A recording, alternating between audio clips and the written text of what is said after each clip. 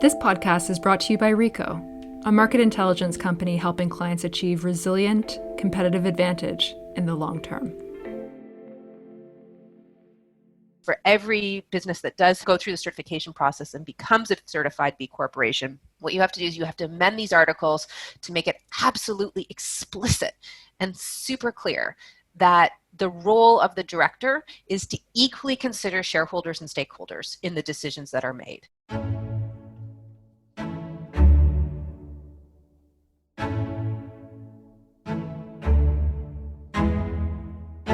Welcome to the Future in Sound podcast.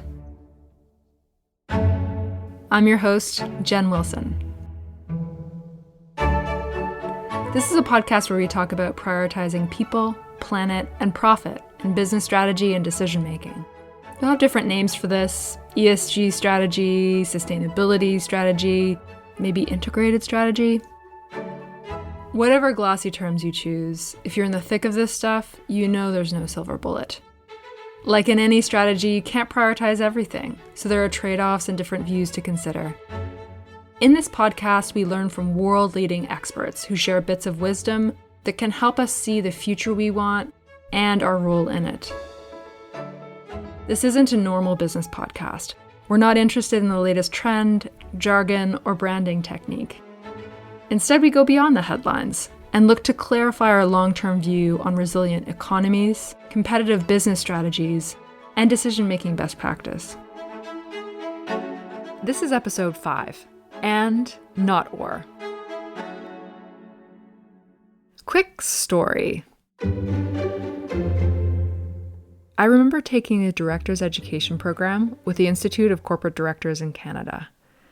It was a group brimming with experience. Many were on boards of publicly traded companies, CEOs of Canada's fastest growing businesses, CFOs of large Canadian pension funds, leaders in public health, the military, the list goes on and on. Needless to say, it was certainly a humbling experience learning from my classmates. One of the most memorable lessons from the program came from a debate about stakeholder capitalism. Essentially, the class was split. Half leaned toward a duty to shareholders, the other half saw the need for a broader duty to stakeholders. After speaking to people at break, it was clear that they worried about demoting shareholder rights. And they've got a point. If we have to choose between shareholders, employees, being an environmental steward, etc., that's a cause for concern. The real question became quite clear to me that day. Is this a false choice in the long term? Do we really need to choose?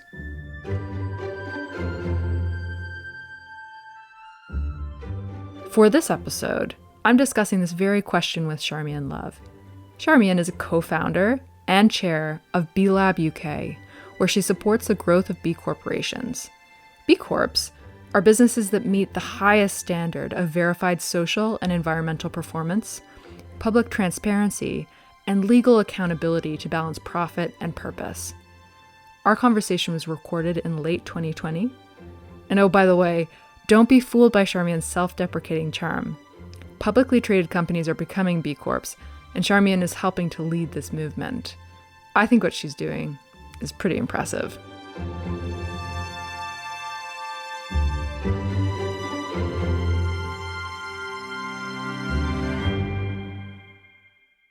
Charmian Love, it is absolutely fantastic to have you on the Future in Sound podcast. Welcome.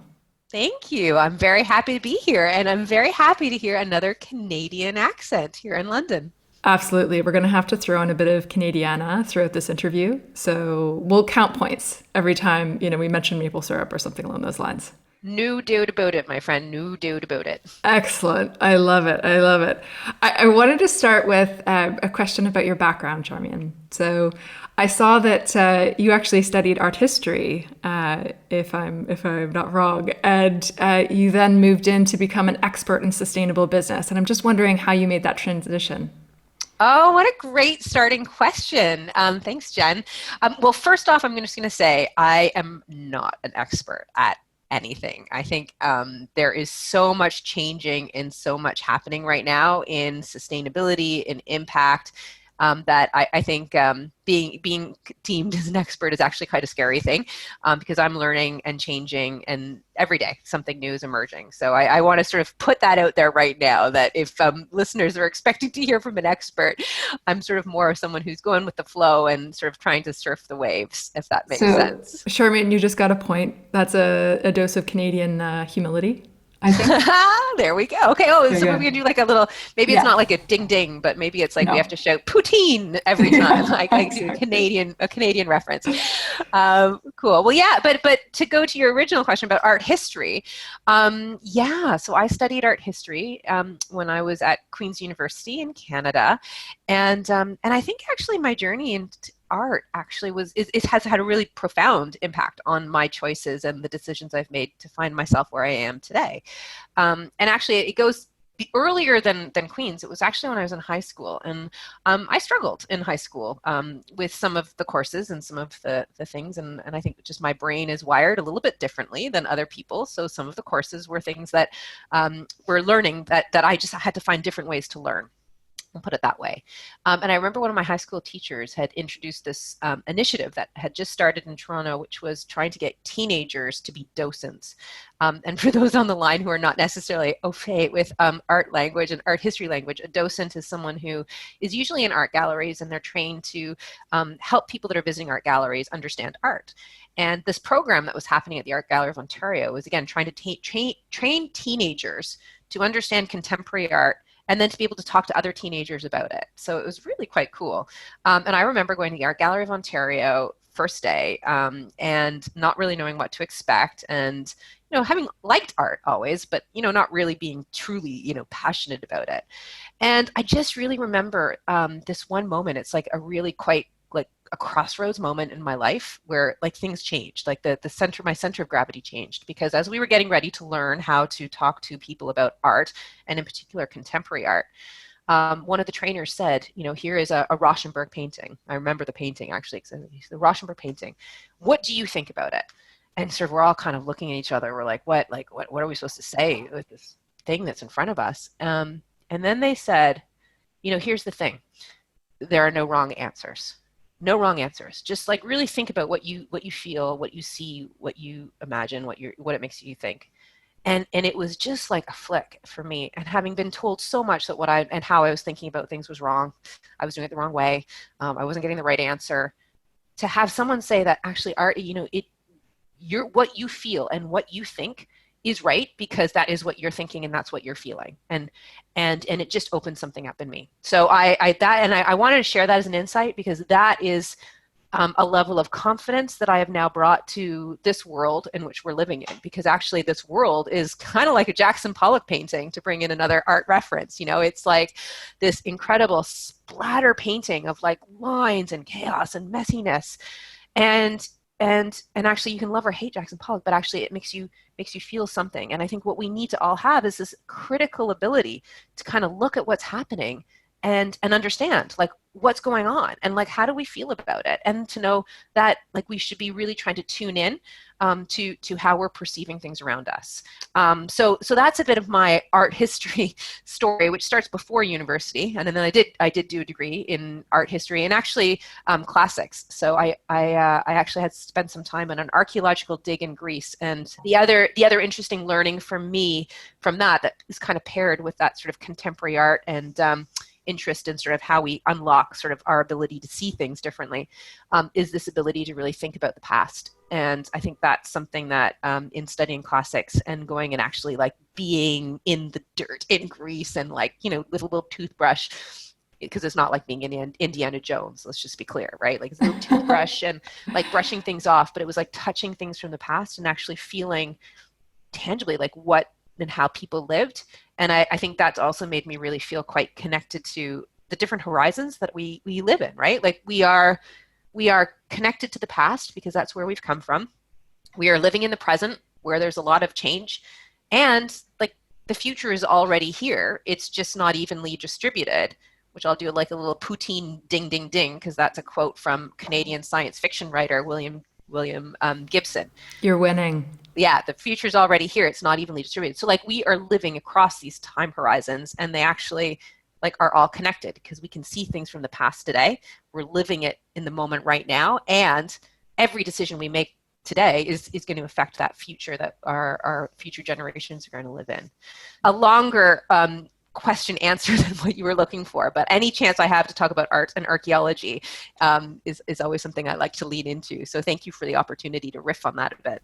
Well, we can go back into art history anytime throughout this interview, but one of the things that really struck me in your answer is that it's about broadening our viewpoints. It's very easy to fall into specific narratives or stories that we've heard from others, but actually, perhaps if we broaden our point of view, as you were told to do when you were standing in front of a painting in high school, and really think independently about what do we want, what do we feel, etc. That can be focused on very big questions related to business, markets, capitalism, etc.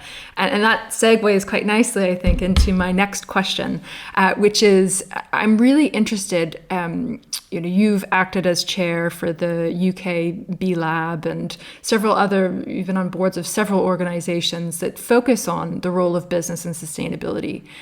And I'm really interested in the shift that we're seeing on boards at the moment. So lots of conversations around a shift from shareholder capitalism to stakeholder capitalism. But I'm wondering, from your perspective, Charmian, what does that look like on a board? How is purpose feeding into board conversations in your experience? Okay. Well, and I do also want to be really clear. So I do have a role on the board of B Lab UK, where I do hold the role of chair. Which is super fun. And we've got a really extraordinary board that meet regularly, and we just have a really good time talking about some of these questions and these issues and figuring out how we best support the B Lab UK team, because that's ultimately what our purpose is to do what we can to support our executive director and the rest of the team. The other organizations I've been involved with often are more in an advisory board capacity or an advisory council, so I can speak to that as well. But I do think there's something when you have, sort of a trusteeship, like where there is sort of a formal role. And with B Lab UK, I mean, I guess what I would say is I'd love to actually respond to that question, not necessarily with like our B Lab UK board, because I think our board is developed and shaped by a shared commitment to grow and strengthen the movement of B Corps here in the UK.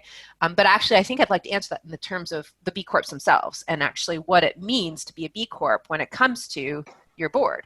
And again, I'm going to sort of couch all of this to say that I am not a lawyer.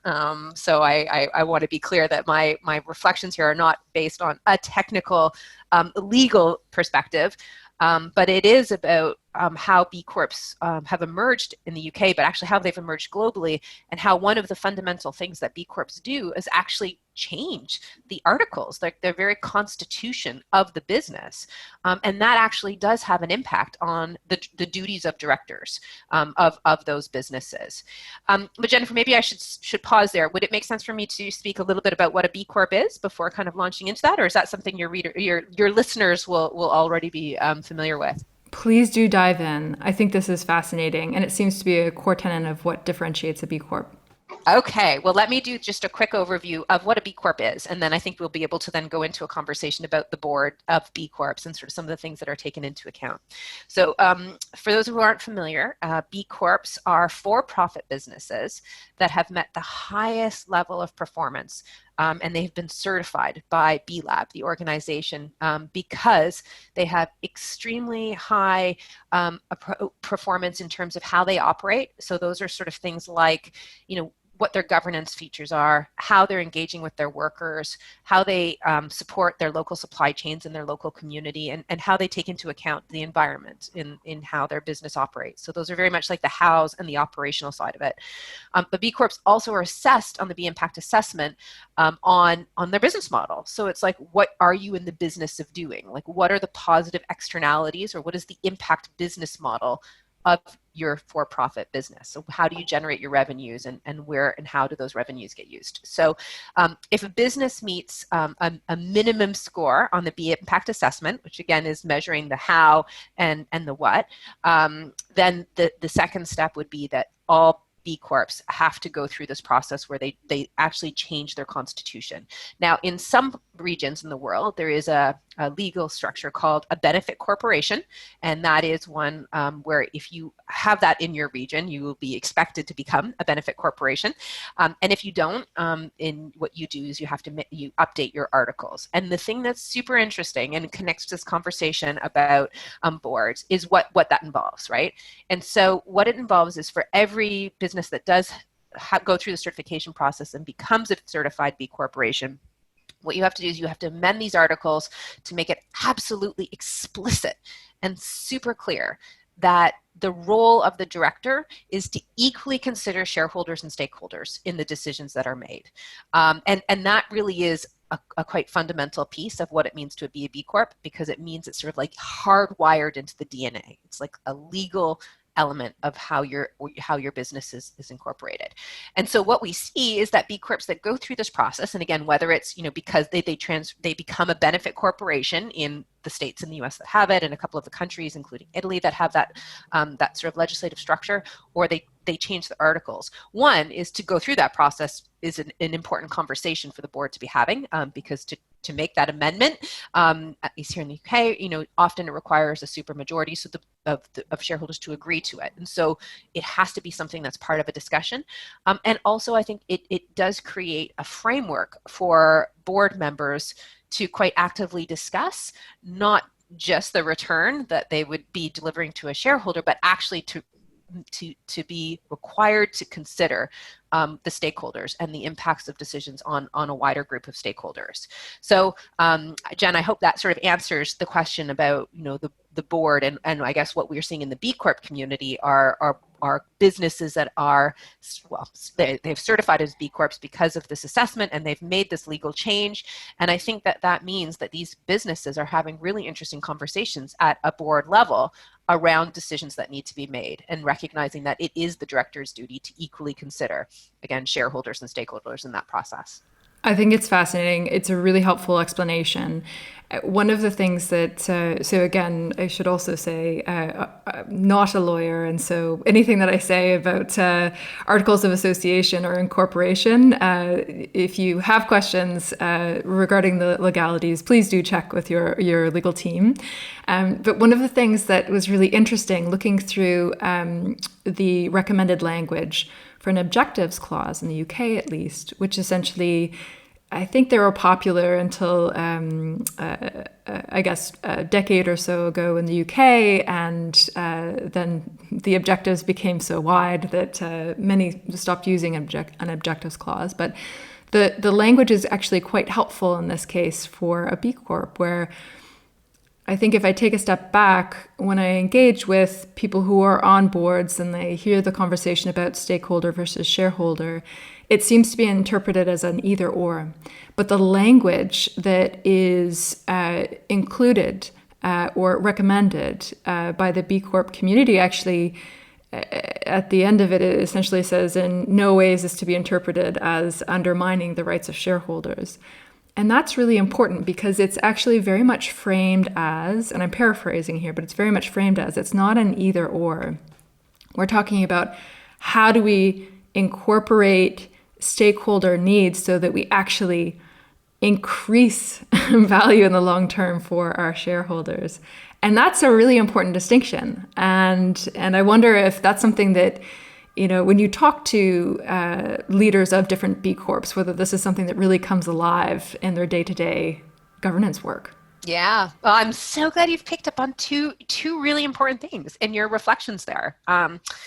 This idea of both and that's actually one of my favorite frameworks, because I do think one of the things we as humans are really waking up to is that we can walk and chew gum at the same time, right? We have the capacity to do quite sophisticated things as humans.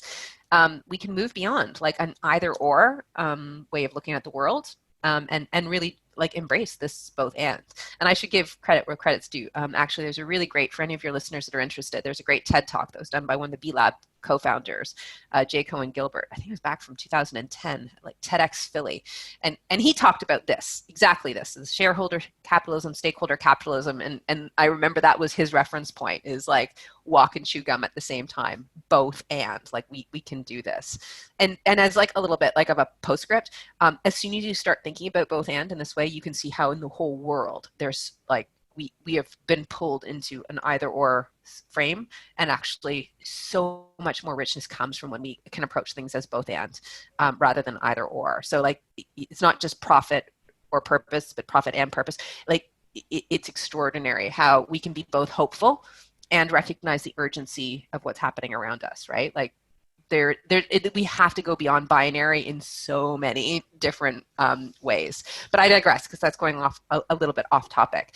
But I would sort of just say you're right. This is exactly the purpose, is to say that it is not about one or the other. It is about both shareholders and stakeholders together. And again, this language of being equally considered, right? You also said long term. And I think that's another really important dynamic to this, which is really recognizing like time horizons. And I think we all know the sort of sense of where the different, like there is a sort of sense of market like myopia, right? Where everyone's sort of focused on short term. And I think this is another really important thing that we need to move into, is really thinking much longer term in terms of the decisions we're making and what those impacts are going to be. And I think that's an area where there's some incredible organizations doing a lot of work. And I feel like that's an important element of consideration when we're talking about, again, how boards frame the decisions they're making, and again, what time horizons they're looking to when making those decisions. I'm interested, Charmian, when we think about specific examples of where boards have maybe taken a more stakeholder view, and it's resulted in a great shareholder outcome. Are there any specific examples that really come to the fore for you that put some of the concepts we're discussing into practice? Yeah, I mean, I think you could talk to many of our B Corps and they would all have interesting stories to tell. I mean, one of them is an interesting example. I mean, it has to do with an organization that's certified as a B Corporation. And I think what we can all admit is that there is a very significant series of emergencies we're all facing in the world right now. You know, there's the pandemic, there's the growing levels of, social inequalities and the racial injustices we're seeing, and there's the climate emergency happening. Like we got all these emergencies, and like business has to like step into this way. Like there, we have to find ways to make sure businesses, are part of these conversations about how to address these emergencies. And so there is one organization that actually declared a climate emergency, and this is a business declaring a climate emergency. And I think, one of the ways in which that became a process that they could go through was because they were a B Corp. And so like that, it was something that was kind of connected to what they had already signed up to as being a B Corp, is to acknowledge and recognize that when there's challenges, there's a role for the business to be there to address them. So I think that's one example. Another example is one of our B Corps, and I think there was a decision that was being brought to the board about, providing a dividend, but actually recognizing the purpose of the business, and because it was a B Corp, instead what they used some of that excess cash to do was to actually make sure they were raising the wages of their employees. And so I think, again, that's an interesting way to think about what and how a business considers decisions. And when you're a B Corp, you raise the wages of your employees, and you think about what are the longer term impacts that's going to have for the overall profitability and growth of the business when you get your employees being super well engaged, feeling like they're connected and they're being rewarded. And so it might not be the shorter term dividend, top up, but actually the bigger view of what the business wants to be known for and what it wants to do is what happens. And so again, that's a kind of decision that the B Corp framework, I think, enables a board to make those decisions, again, to be more long-term focused and to be more considerate of those wider stakeholders. I remember I was on the board, actually secretary to the board in a company called AIL Group, and they are an infrastructure company, and we had one of our board members who was taking a look at the KPIs I was presenting for our strategic update, and he He sat back in his chair and he sort of put his glasses down his nose, which was always an indication that he was going to ask a hardball question. So I was getting ready. And instead, actually, what he said was, Jen, one of the most important metrics on your slide here is employee turnover. And that is an indication of our future profitability. And it's of course, there are always difficult trade-offs to make when we're running companies. And it's not to say that a wage increase is always the answer, but it's thinking about our human capital, our employees, and how to be competitive in the long term. And they're certainly interlinked.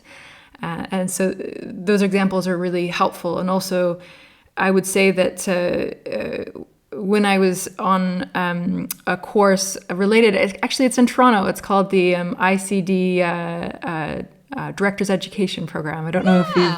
I do know, actually. I know some people that have done the course. I think my dad did the course, actually. Yeah, cool. And I think I know some people that teach on that course. Yeah. Yeah, it's really interesting. And it ties to this conversation is some of the topics that come up, because this is another reason why you should check with your lawyer when you're looking into B Corp ideas. Because actually, the framing is very different in different countries. For example, our fiduciary duty is to the corporation in Canada versus to the shareholder in the U.S. And so there are very different framings. But the reason I bring this course up is because when we talked about the idea of what does it mean to serve the corporation versus the shareholder, imagine a group of 60 very experienced board members. We really were divided. When we were talking about what's the right answer here, or how do we approach this. And usually I was very interested, because to me, it seems quite clear that, we need to be thinking about environmental, social governance factors altogether in order to optimize for the shareholder. Usually it was this misunderstanding that it's an either or. So your explanation is actually very helpful. Can I do another ding, ding, ding moment for Canada? Yeah, because you got a poutine moment there, but okay. I'm going to do another one. Just, and I don't want to go back, unhelpfully, but I cannot overestimate this importance of this both and framing. And actually, one of those mic drop. Oh, actually, I'm going to say puck drop. There you go. Okay. Another one. Puck drop moments for me was a couple of years ago. Justin Trudeau was opening some quantum computing center in Waterloo. And I'm not sure if you saw the video. It kind of went viral, I feel like, but maybe it just went viral through Canadian expat channels. But it was him doing a 1 minute on some journalist asked him, "Hey, Justin, can you describe what quantum computing really is? Because you're in the backdrop of this quantum computing center." And Justin Trudeau apparently just, I don't know if it was staged, but he had a perfect response. And his response was, and it's worth watching this 1 minute video. So the reason why I'm so excited about quantum is because it is, it's beyond binary. So it's not about ones or zeros or ons and offs. Quantum is about where you have the possibility for particles and waves to coexist. And it's through that position that actually could create the greater levels of sophisticated in processing power. And I'm doing a terrible Justin Trudeau, by the way, and totally paraphrasing, but that was what I took away from it. And I remember watching this and being like, wow, that was really polished. And I think I kind of understand quantum in a way that I'd never understood before. Thanks, Justin. He was a teacher, I guess. Yeah, there you go. He had a chalkboard behind him. But what was so interesting for me is he's talking about quantum and all this hope we have for quantum computing. And the whole premise of that is based on this potential for the coexistence of particles and waves. And it's oh my God, that is our mindset. We need to be quantum in our mindsets. It's not just computing. It's us, walk and chew gum at the same time, be hopeful as well as recognize the urgency. We have a business problem and purpose, shareholders and stakeholders. So it's just, to me, this framing of both and is just such an important part of how we have to, I think, move forward with all of this. And as you say, how this shows up on the board is really important. A visual for me that is stuck in my brain when I think about stakeholders, shareholders, etc. I remember seeing a photo of a shareholder meeting for Facebook. It was a huge auditorium filled with thousands of people, and was just thinking, with my board or strategy kind of hat on, the trade-offs, the sort of frameworks that would be helpful to think about what does the shareholder, quote unquote, want. And what we're talking about here is broadening that even further to what does the stakeholder want. And the reality is, even within a shareholder group, there's going to be such diversity of ideas. There's going to be such diversity of wants. Sometimes they'll conflict, sometimes they'll align. And I'm just wondering, Charmian, as we look at even, shareholders and broadening that out to stakeholders, what are some of the approaches that leaders in stakeholder strategy apply when they try to get their heads around stakeholder points of view and how to prioritize and incorporate some of those points of view into strategy? That's a really, really good question. My mind immediately goes into strategy mode, and I think it to take into account stakeholders requires just lots of communication with them, and I'm not sure if I'm going to have anything more special to say other than, I think it's about identifying who your stakeholders are, and being really broad about that, right?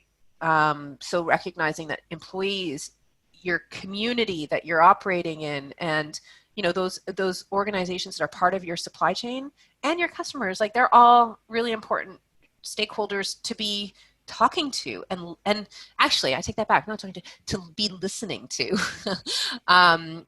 So I think it's about really mapping and understanding those stakeholders, and almost like figuring out the different altitudes and layers, because our businesses have impact, both positive and negative, on a wide range of stakeholder groups, and just sort of being able to see and visualize those groups are, and then being able to engage and listen and talk to them. I think that's how you take those insights into account in order to plan your strategy.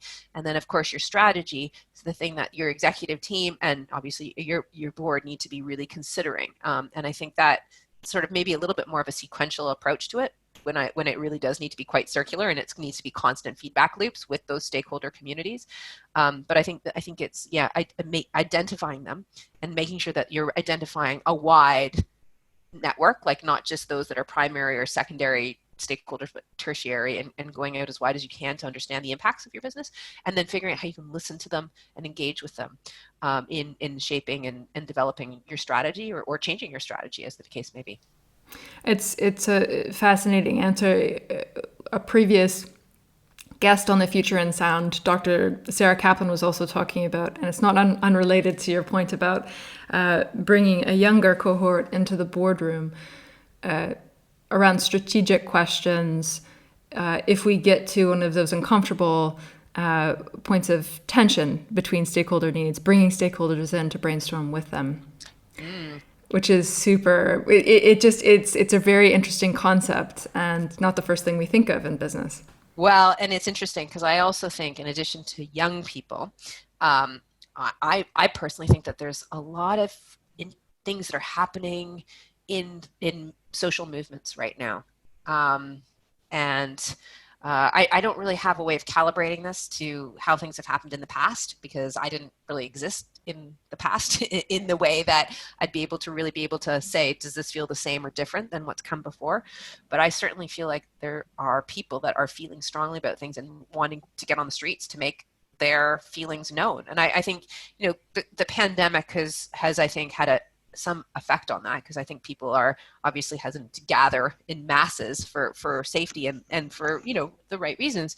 But I do think before the pandemic hit, I certainly was fascinated by the activist movements that were really like on the streets, and people were engaging with this. And it is interesting then to think about, as a business, how do you take that into account?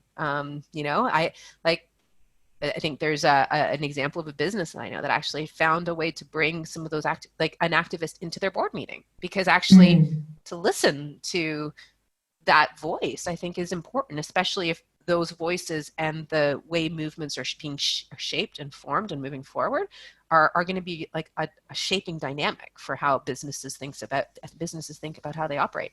And I do know that many of these movements are still operating, and they're still, keeping their activist spirit alive, despite needing to sort of, I think, refine some of the tactics based on the conditions we live in today. But I do think that that's an interesting other way to bring in stakeholder voices. And to be clear, it's not going to be comfortable necessarily. But I also think that some of the best board discussions are ones where there's like a healthy tension and an openness to talk about things that are uncomfortable. And in generally in life, I feel like it's when you're getting into uncomfortable conversations that you're probably like there's learning that's happening. And it's almost like when things feel hard, it probably means you're going a little bit further than maybe you would be if everything felt super easy. So like I think creating the conditions where you can have some of these quite courageous conversations with people that have different viewpoints and like really listening and engaging and understanding, and maybe not even different viewpoints, maybe it's just different approaches, I think is something that I think is going to be increasingly important as our world becomes more and more complex and I don't want to say messy, but possibly messy. I would love to talk a bit about the future and stakeholder trends.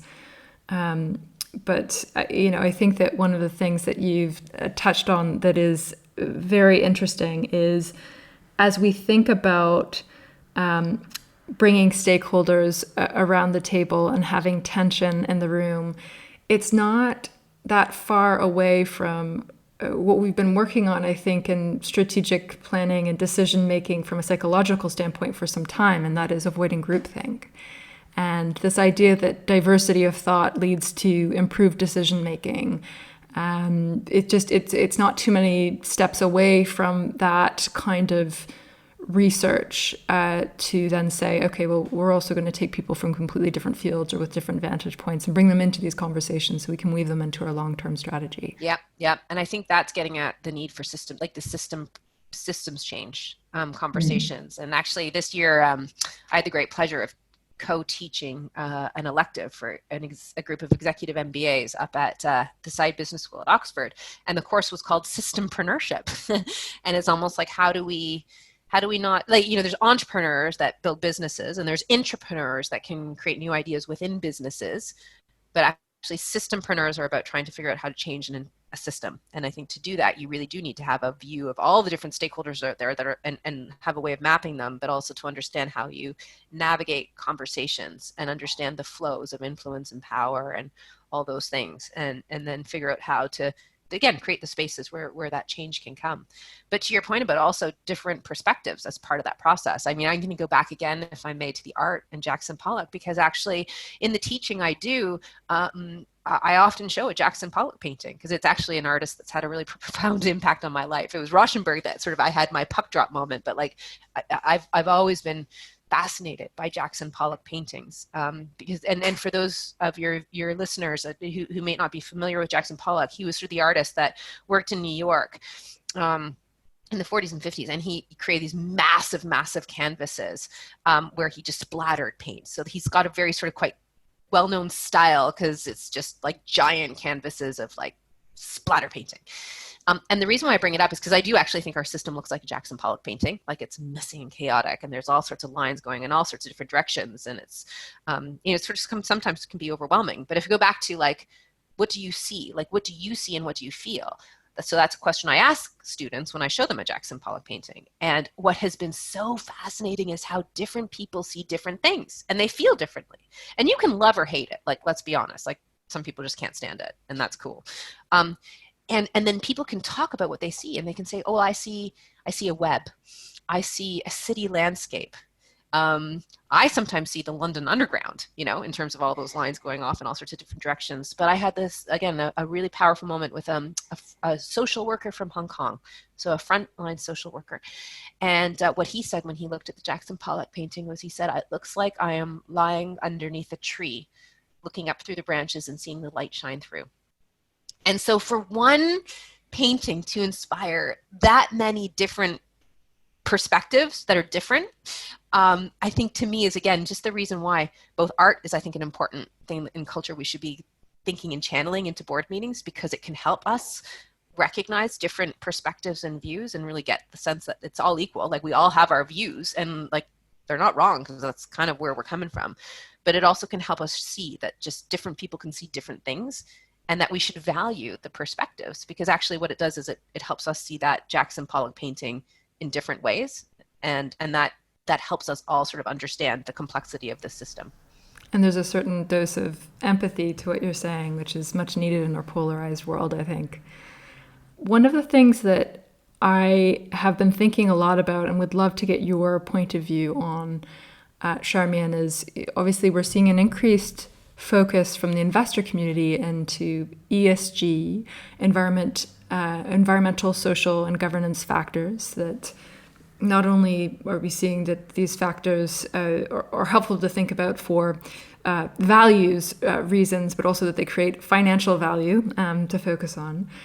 And one of the things that a lot of investors are saying is that it's really hard to determine what good looks like. And we have all of these different rating agencies, and they have ideas of rankings, etc., but then they don't necessarily correlate, and it's quite difficult. If you start from the point of we want to do something, we want to walk the walk on ESG, not just have a flashy fund that says ESG on it.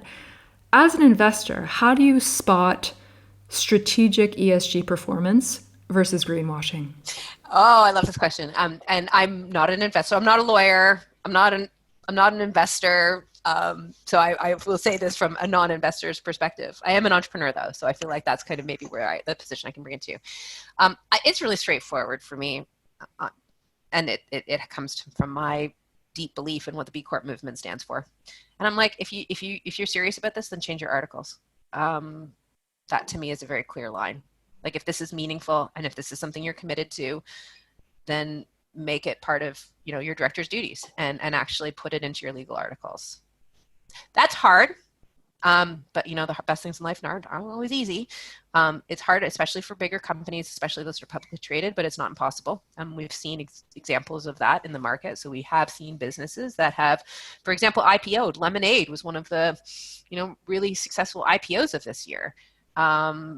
And they're a B Corp, so we know capital markets aren't afraid. They're recognizing it. So, and again, B Corp and a benefit corporation. So that would be my one line around how you would spot greenwashing or not is have they made these changes. Now, we are a growing movement. There's 3,500 plus B Corps now around the world, but there's a lot more money out there than necessarily can go into 3,500 businesses, as amazing they are. So I do think we have to recognize that there will be also businesses that take the legal form of a B Corp, but without going through the certification. And that's where the benefit corporation becomes really important.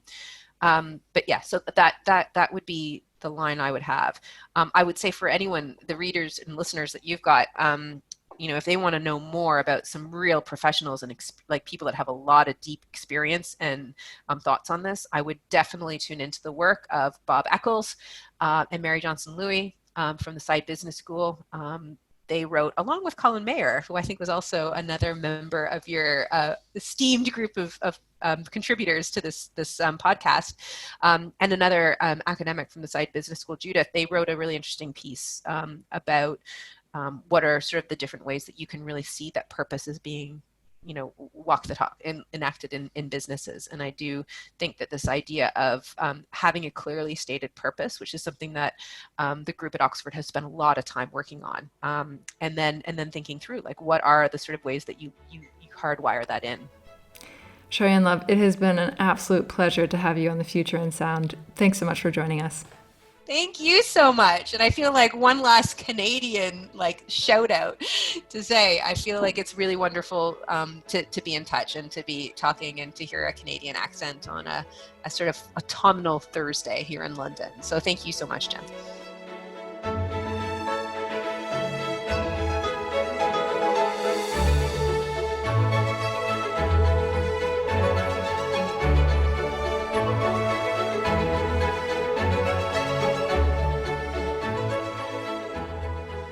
Thank you to Charmian Love for joining us. You can learn more about her work and the B Corp certification process by checking out the links in the episode description. The Future in Sound podcast is written and hosted by Jen Wilson and produced by Chris Attaway. This podcast is brought to you by Rico, a market intelligence company helping clients achieve resilient competitive advantage. check out our website at www.re.co.com. If you enjoyed this podcast, don't forget to tell a friend about it, and if you have a moment, rate us in your podcast app. Until next time, thanks for listening. Poutine!